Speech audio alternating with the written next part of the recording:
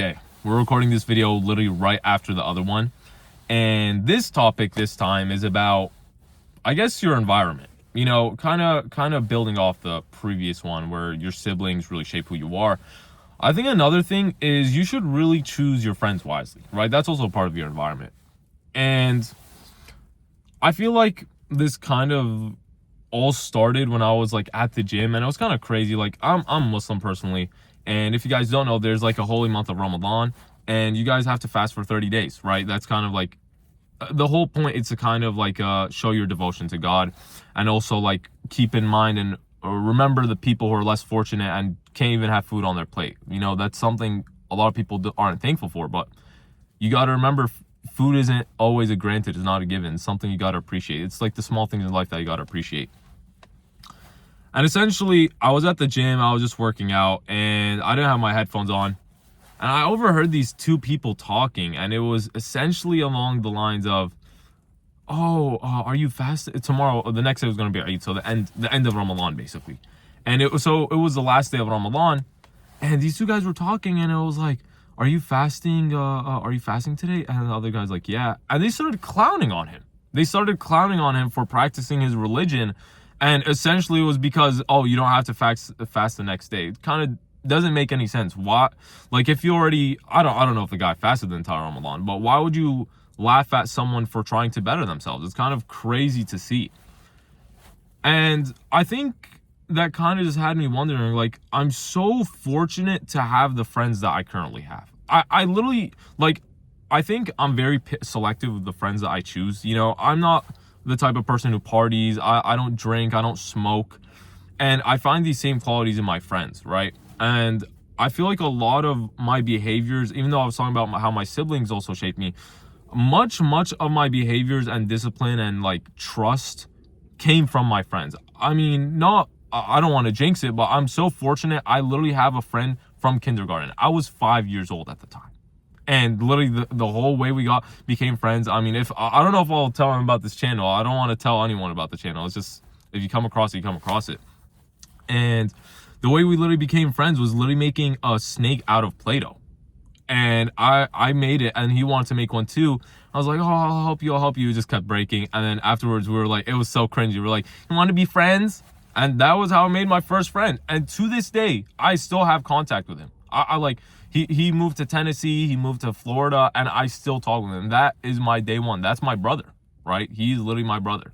I would not say otherwise. And he saw me go through everything, like thick and thin. He was there, and I met a lot of people along the way. I've met some people from my original school, and to be fair, I wouldn't call those people my friends. You know, you shouldn't hang. Like, I think for me, or for anyone, you should have levels to your friendship, right? And I think that's kind of granted, but like for me, I divide it with an acquaintance, a friend, and then a brother, right? Brother is obviously the highest of the highest. I only give that title to such few people, and it's very crazy to think about. Like, all of these people have had an impact in my life, like so much. Like, the guy from kindergarten put me onto soccer, and that was a big part of my life. If you ask anyone, you're going to be like, oh yeah, he played soccer. That was like the main thing he was passionate about. Now I'm into academics, right? Another time I was very much into editing, and that was all because of a friend that I made during COVID time, right? Gaming, also like with a friend. You know, it's kind of crazy. Like, I'd argue I got into my field of study because of like building a computer, and that whole process happened when I met this one friend. So you could even say that I chose my field of study because of a friend. You know, it's kind of crazy. It's like such a small shift that leads into a crazy big shift. Another thing is, like, I have this other friend. He's like, God bless, like, he is jacked. I mean, I'm pretty lean. I'm skinny. I'm not the biggest guy you'll ever see. Probably the smallest guy you'll see. And he put me on the gym when I was senior year of high school, right? And now I'm in my freshman year of college, about to come to an end. Yay! Switching majors, though. And he put me on the gym. And, bro, bless him, bro. Bless him. Generally played a big part of my life. I only met him so recently. It's been maybe 3 or 4 years. And he really like guided me to the gym, and he's like, essentially I didn't have a deep connection with him. I won't lie to you. And it was just like this one, I'm not gonna go deep into what happened, but it was just like something personal to me, and I talked with him about it, and it was like, I'm so happy I told him. I'm so happy I told him. And that just, I think that single conversation brought him up as a brother, right? And I don't know, like, I'm trying to reflect.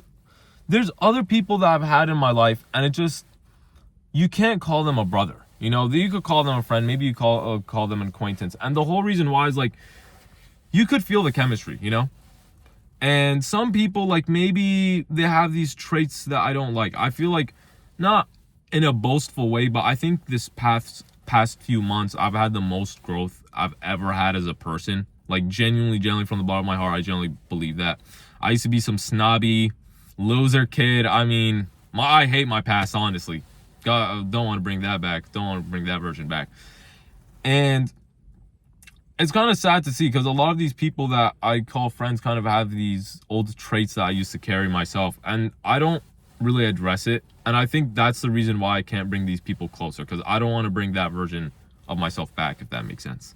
I think if you see yourself surrounded by people that you don't essentially agree with how they act, or you don't feel like you're being yourself, you should cut them off.